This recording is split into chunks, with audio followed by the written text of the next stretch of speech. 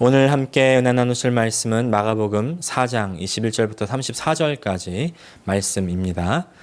또 그들에게 이르시되 사람이 등불을 가져오는 것은 말 아래나 평상 아래 두려함이냐 등경 위에 두려함이 아니냐 드러내려 하지 않고는 숨긴 것이 없고 나타내려 하지 않고는 감추인 것이 없느니라. 들을 귀 있는 자는 들으라. 또 이르시되 너희가 무엇을 듣는가 스스로 삼가라. 너희의 헤아리는 그 헤아림으로 너희가 헤아림을 받을 것이며 더 받으리니 있는 자는 받을 것이요 없는 자는 그 있는 것까지도 빼앗기리라. 또 이르시되 하나님의 나라는 사람이 씨를 땅에 뿌림과 같으니 그가 밤낮 자고 깨고 하는 중에 씨가 나서 자라되 어떻게 그리 되는지를 알지 못하느니라. 땅이 스스로 열매를 맺되 처음에는 싹이요 다음에는 이삭이요 그 다음에는 이삭의 충실한 곡식이라. 열매가 익으면 곧 낫을 대나니 이는 추수 때가 이르렀음이라. 또 이르시되 우리가 하나님의 나라를 어떻게 비교하며 또 무슨 비유로 나타낼까? 겨자씨 한 알과 같으니 땅에 심길 때에는 땅 위의 모든 씨보다 작은 것이로되 심긴 후에는 자라서 모든 풀보다 커지며 큰 가지를 내나니 공중의 새들이 그 그늘에 깃들일 만큼 되느니라. 예수께서 이러한 많은 비유로 그들이 알아들을 수 있는 대로 말씀을 가르치시되 비유가 아니면 말씀하지 아니하시고 다만 혼자 계실 때에 그 제자들에게 모든 것을 해석하시더라. 아멘. 오늘 마가복음 4장 21절부터 34절까지 말씀을 중심으로 하나님 나라의 비밀 두 번째 시간 함께 은혜를 나누기 원합니다. 여러분, 최근에 가장 유행하고 있는 TV 프로그램 오징어 게임 보셨습니까? 아주 전 세계의 오징어 게임 열풍이 불었습니다. 이것이 한국 컨텐츠였음에도 불구하고 넷플릭스를 통해서 전 세계에 서비스되어서 전 세계 사람들이 다 열광하는 그런 문화 컨텐츠가 되었죠. 전 세계 매체들이 다 오징어 게임을 분석하고 있고요. 심지어 이번 할로윈에 오징어 게임을 패러디하려고 하는 그런 움직임들도 많이 보이는 겁니다. 야, 정말 장난 아니구나 이런 생각을 했습니다. 저도 이제 오징어 게임도 보고 또 분석하는 영상들도 보면서 여러 가지 생각을 가졌는데, 근데 그러다가 제가 관심이 갔던 이 오징어 게임 관련 뉴스가 하나 있었습니다. 다른 뉴스들에서는 다 오징어 게임에 대한 찬양 일색인데 반해서 MBC의 한 뉴스에서는 이 오징어 게임에 대한 논란이 있다는 뉴스가 나오는 겁니다. 아니 무슨 소리를 하나 잘 들어봤더니 트위터에 영민 메이어라고 하는 이용자가 이렇게 했습니다. 이름이 아마 한국 사람인 것 같죠? 들어보십시오. If you don't really understand Korean, you didn't really watch the same show. Translation is bad. 무슨 말이냐면 한국어를 모른다면 사실 같은 드라마를 보는 것이 아닙니다. 왜냐하면 번역이 엉망이기 때문입니다. 번역이 정확하게 되지 않은 그런 부분들이 있다는 거죠. 그렇기에 그 장면의 그 뉘앙스, 분위기, 인물의 캐릭터 이런 것들을 정확하게 전달하지 못하고 있다는 여론이 있다는 것입니다. 번역은 반역이다. 이런 말도 있는 것처럼 원래 번역이 1대1로는 완벽하게 할 수는 없습니다. 하지만 전반적으로 중요한 포인트는 거의 다 전달하고 있기 때문에 큰 줄기를 놓치지는 않고 있다. 뭐 이런 지적도 나름대로 있지만 보니까 번역이 엉성한 부분이 있는 것이 사실입니다. 네. 이런 부분들이 사실 우리나라에서도 사실 계속 있어 왔죠. 헐리우드의 대작 영화들이 극장에 걸리면 보통 다 자막으로 번역이 되어 있습니다. 근데 그 번역이 이상한 영화들이 좀 있습니다. 최근에 가장 논란이 되었던 영화, 이 마블스의 가장 대표적인 어벤져스라는 영화에서 대표적인 번역 오류가 있었는데 바로 제목이 그런 번역의 오류였습니다. 어벤져스 가장 최근 영화 제목이 엔드게임이었죠. 이것을 적당한 한국말로 옮기면 마지막 단계, 최종 단계라고 번역할 수 있는데 한 번역가가 이것을 가망이 없다 이렇게 번역한 겁니다. 몇 단어가 바뀐 것만으로도 의미상 아주 큰 차이가 나타나게 되는 것이죠. 저는 최근에 이런 번역 논란들을 바라보면서 지난주와 이번 주 본문을 떠올렸습니다. 성경 자체도 사실은 히브리어 그리고 그리스어의 번역문이기도 하지만 더 나아가서 지난주와 이번 주 본문은 비유이기 때문에 그렇습니다. 비유라는 것은 그 해석을 잘 해주지 않으면 받아들이는 입장에서는 여러 가지 방면으로 그리고 이상하게도 이해할 수밖에 없을 수 있기 때문입니다.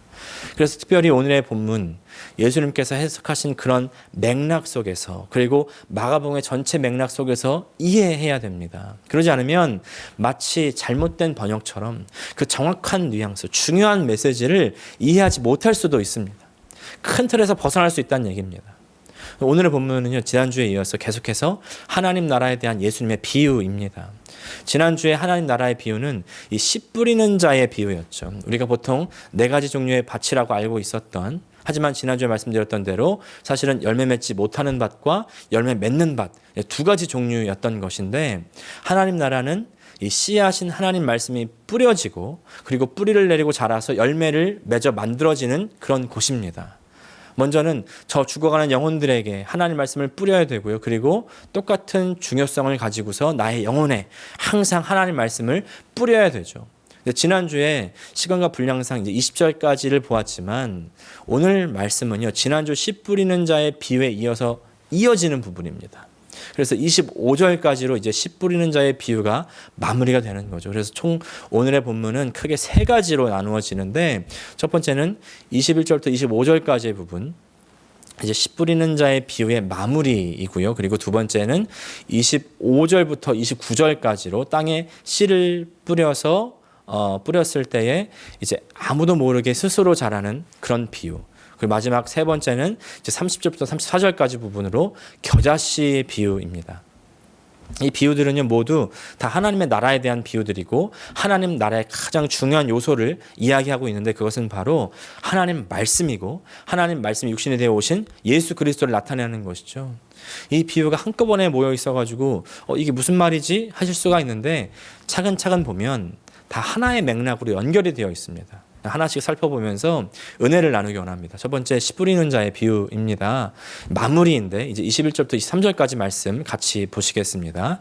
또 그들에게 이르시되 사람이 등불을 가져오는 것은 말 아래에나 평상 아래에 두려 함이냐, 등경 위에 두려 함이 아니냐. 드러내려 하지 않고는 숨긴 것이 없고 나타내려 하지 않고는 감추인 것이 없느니라. 들을 귀 있는 자는 들으라. 이제 씨 뿌리는 자의 비유를 말씀하시고 해석하시면서 밭의 종류들을 말씀하시고 열매를 맺어야 함을 말씀하신 이후에 이제 뜬금없이 등불 이야기를 하십니다. 등불을 가져오는 것은 숨겨두기 위함이 아니라 밝히기 위함이다 라고 말씀하셔서 조금 생뚱맞을 수가 있죠. 근데 앞부분과의 맥락을 잘 살펴보셔야 됩니다. 그래서 4장 9절부터 보면요, 9절에 들을 귀 있는 자는 들어라 이렇게 말씀하시면서 이제 11절과 12절에 비유로 가르치시는 이유를 말씀하시죠. 바로 외인들, 바깥 사람들에게는 하나님의 비밀을 깨닫지 못하게 하기 위함이다. 이제 이렇게 말씀하셨습니다. 아무나 깨닫지 못하게 하기 위해서, 감추기 위해서 비밀로 말씀했지만, 그러나 21절부터 23절까지 말씀은 이 하나님의 나라의 비유가 결국에는 모든 사람에게 다 밝히 드러나게 될 것이다 라고 말씀하시는 것입니다.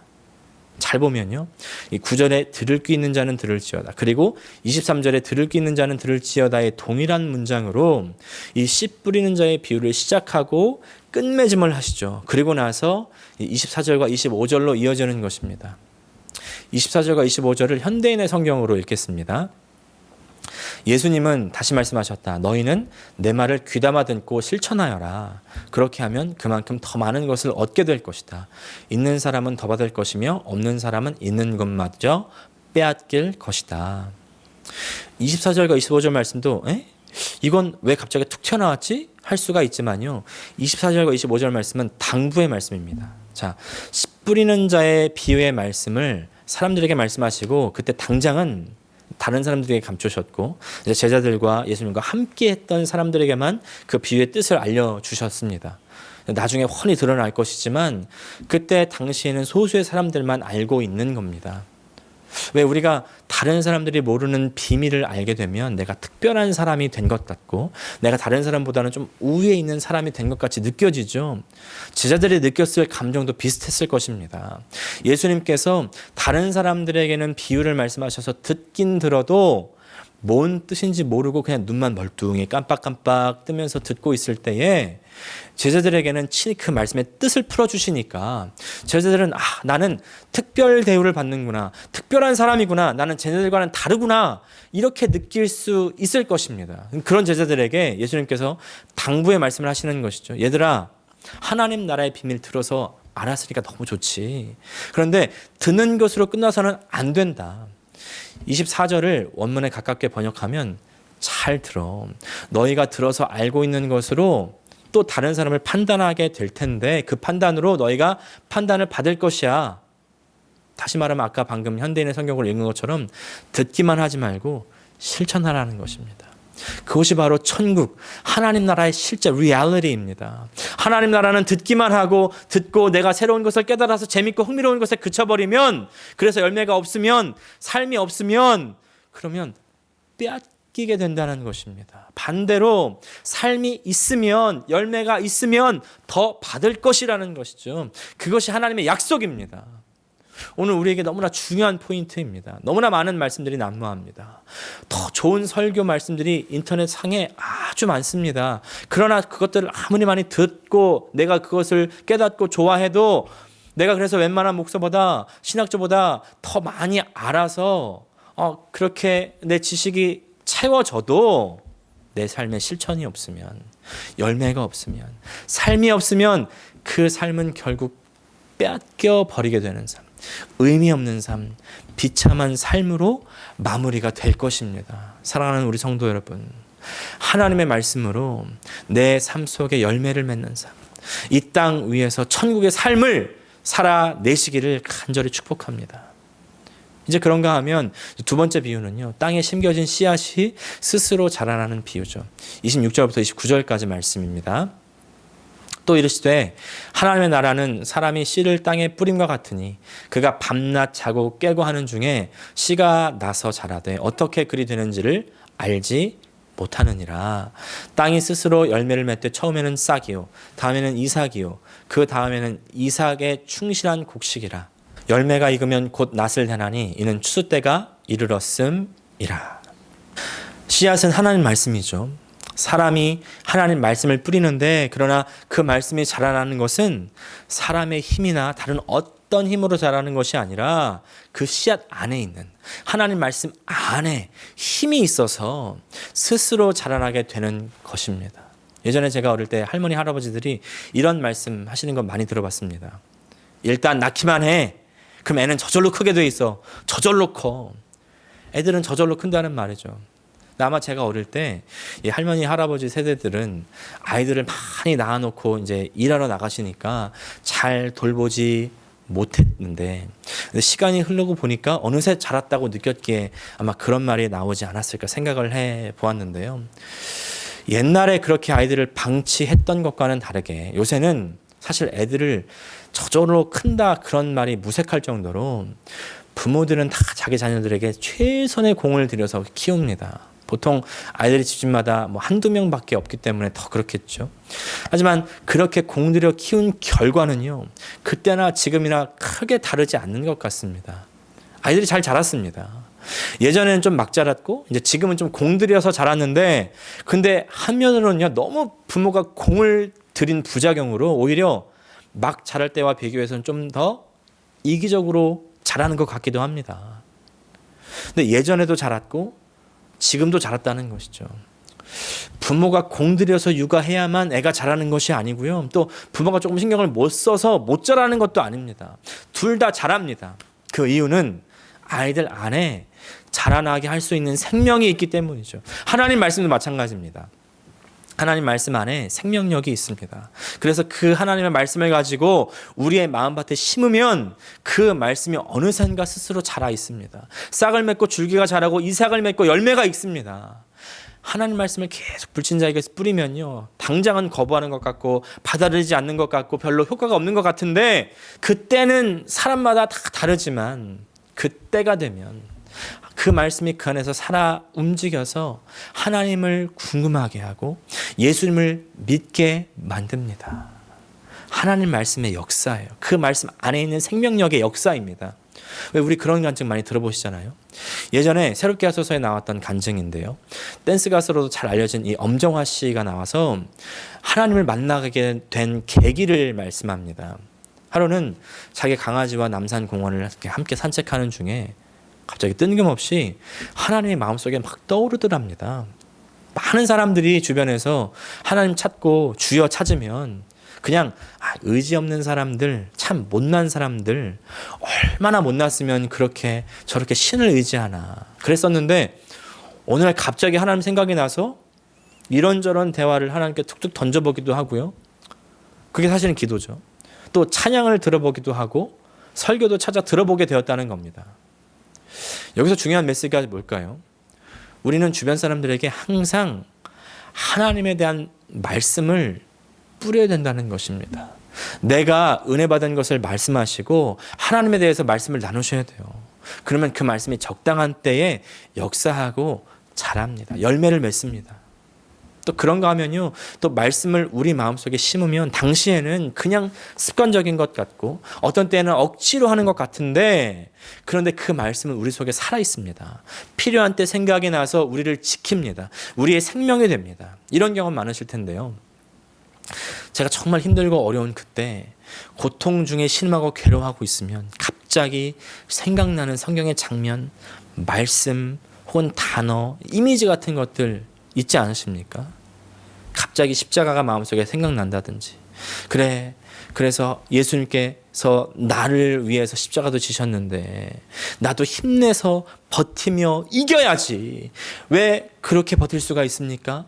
왜냐하면 내 삶이 그냥 삶이 아니라 예수님이 죽으시기까지 지켜주셨던 삶이기 때문에, 그래서 예수님이 이제는 내 삶의 이유이기 때문에 내가 버티고 살 수 있는 것이죠.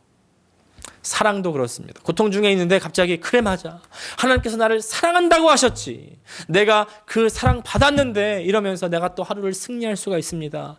하나님의 말씀의 능력이에요. 하나님의 말씀은 이렇게 스스로 역사할 때 힘이 있습니다.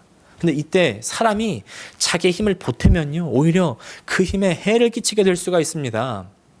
요새 제가 욥기를 묵상하고 있는데 욥이 참 불쌍한 인물이죠. 의인이었는데 알 수 없는 이유의 고난으로 그 인생이 너무나 힘겹습니다. 그래서 친구들이 찾아와서 함께 있어주면서 이런저런 이야기를 하면서 위로하려고 합니다.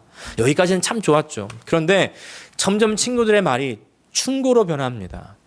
지적으로 변합니다. 친구들의 말의 논조는 이렇습니다. 내가 죄를 짓지 않았으면 어찌하여 이런 어려움이 너에게 생겼겠느냐. 결국 무슨 말이냐면요, 인과응보라는 것이죠. 너한테 죄가 있어서 고난이 닥쳤으니까 제발 좀 인정하고 그리고 회개를 하라는 것입니다. 왜냐하면 욥은 자신이 너무 힘들다고, 왜 이런 일이 나에게 자꾸 생겼냐고 하나님께 계속 따지듯이 호소했기 때문에 그런 것이죠.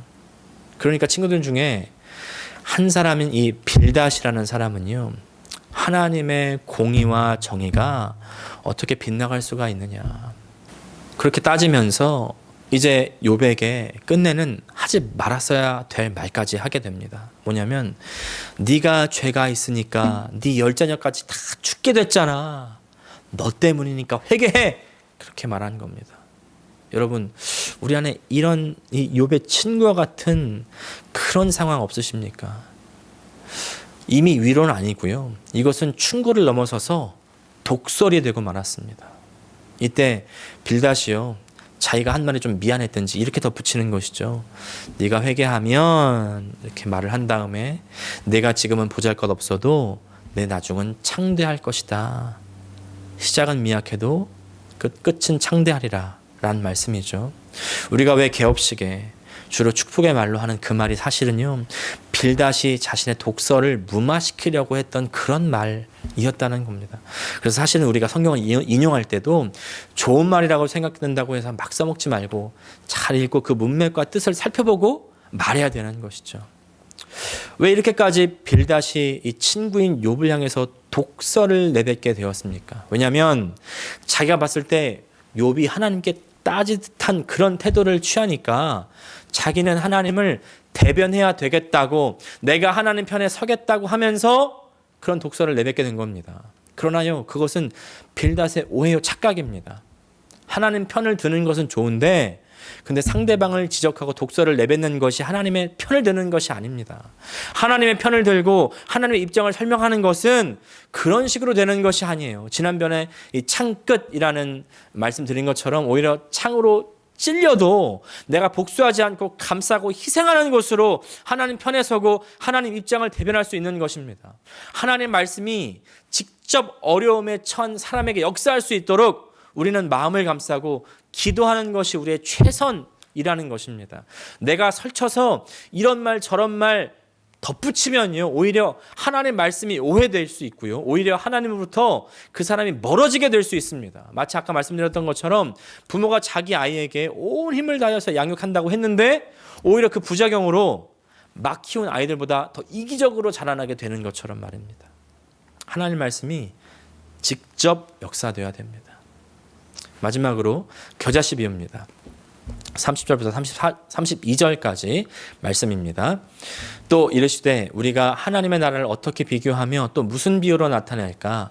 겨자씨 하늘과 같으니 땅에 심길 때에는 땅 위의 모든 씨보다 작은 것이로되 심긴 후에는 자라서 모든 풀보다 커지며 큰 가지를 내나니 공중의 새들이 그 그늘에 깃들일 만큼 되느니라. 우리가 이 겨자씨 비유에 대해서 식물학적으로 물리학적으로만 접근하면 그 안에 뜻을 놓칠 수가 있습니다. 1세기에 이스라엘 사람들에게 겨자씨는요, 작은 것, 보잘것없는 것, 그런 것들을 말합니다. 마치 우리에게 지푸라기가 그런 의미인 것과 같은 것이죠. 근데 이 겨자씨가 너무나 커졌다는 것입니다. 원래 나물 같은 그런 식물이 나무와 같이 돼서 이제 그 가지에 모든 새들까지 다 와서 깃들일 만큼 커졌다. 하나님의 나라의 영향력을 말씀하는 것이죠. 보십시오. 그때 정말 아무것도 아니었던 이 갈릴리 시골 마을에 예수님과 12명의 제자들, 그 겨자씨와 같았던 그런 사람들이, 그런 신앙이 이제 전 세계에 퍼져나가고 또 온 땅 교회들 가운데 퍼져 나갔습니다. 그래서 온 땅의 교회들이 서 있죠. 이 이방인이었던 이 무리들까지도 다 하나님의 나라의 일원이 되어 가고 있는 것입니다. 새들이 와서 깃들인 것입니다. 저는 이 비유에서 이 포인트가 정말 마음에 와닿았습니다. 성경에서 새들은 사실 좀 부정적인 뉘앙스입니다. 바로 앞에 씨 뿌리는 자의 비유에서도 예수님 말씀하실 때 이 새들이 씨앗을 다 주워 먹었다, 사탄을 뜻하기도 했죠. 그런데 이제 시편, 에스겔, 다니엘서를 보니까요, 새들이 나무 둥지에, 나뭇가지에 둥지를 틀고 있는 모습들 을 이제 하나님의 선택된 사람들과 이방인들이 함께하는 모습으로 그렇게 묘사하고 있습니다. 하나님 나라는요, 하나님의 이 선택된 사람들이라고 자랑했던 그런 사람들만의 나라가 아니라 새들과 같은 사람들, 부정적이라고 생각했던 그런 사람들, 심지어는 저 사탄 같은 사람이라고 생각했던 그 사람까지도 품을 수 있다는 것입니다. 우리는 자꾸 내가 싫어하는 사람, 뭔가 좋은 영향력을 끼치지 않는 사람을 배제하기 원하죠. 함께하지 않기 원합니다. 빼려고 합니다. 그러나 하나님께서는 내가 싫어하는 그 사람까지도 사랑하신다는 것을 우리는 잊지 말아야 됩니다. 하나님 나라는요, 그 사람에게도 열려 있습니다. 하나님이 사랑하시는 그 사람을 우리가 배제해서는 안 됩니다. 하나님처럼 사랑하기 쉽지 않죠. 그러나 정말 불가능하게 보여도 불가능하다고 해서 그 문을 닫아 버려서는 안 됩니다. 내가 싫어하는 그 사람, 내 원수에게까지 판을 벌리고 받아들일 수 있으시기를 간절히 축복합니다. 오늘 말씀 정리합니다. 예수님께서 하나님 나라 비유를 말씀해 주십니다. 하나님 나라는 하나님 말씀이 우리 마음밭에 뿌려져서 자라고 열매 맺는 것으로 이루어지는 것입니다. 하나님 말씀으로 우리의 마음과 삶 속에 뿌려지면 그 말씀이 우리 속에서 역사하셔서 크게 자라고 열매를 맺습니다. 그런데 그 결과 새까지도 깃들일 수 있게 된다는 것이죠. 하나님 나라는 하나님 말씀의 나라, 하나님의 생명력이 충만한 나라입니다. 그 생명력의 역사를 내가 경험하고 싶다면 계속해서 내 마음 가운데 그 말씀을 뿌려야 됩니다. 근데 말씀을 계속 뿌려도 별로 느껴지지 않을 수도 있어요. 그러나 시간이 지나가면 그 결과가 달라집니다. 어느샌가 자라 있습니다. 어느샌가 능력을 발휘하고 있습니다. 나의 삶에 영향력을 미치기 시작합니다. 그래서 내 삶을 하나님의 나라가 되게 하는 것입니다. 하나님과 동행하는 삶을 살게 한다는 것입니다. 하나님의 다스림을 받게 하는 것입니다. 그것이 열매입니다. 그것이 하나님의 나라입니다. 그리고 이 열매는요, 모든 사람을 품습니다. 원수까지도 품을 수 있게 하는 것입니다. 하나님의 나라입니다. 오늘 예수님께서 하시는 이 뒤의 말씀을 말씀으로만 끝내지 마시고 우리의 실제 생활에서 경험하셔야 됩니다. 그것이 바로 이제 이 다음 주에 볼 말씀이죠. 다다음 주에 태풍 속에서 잠들어 계시는 예수님을 통해서 제자들은 하나님 나라에 대한 진리를 삶을 통해서 나의 것으로 만들어가는 것입니다.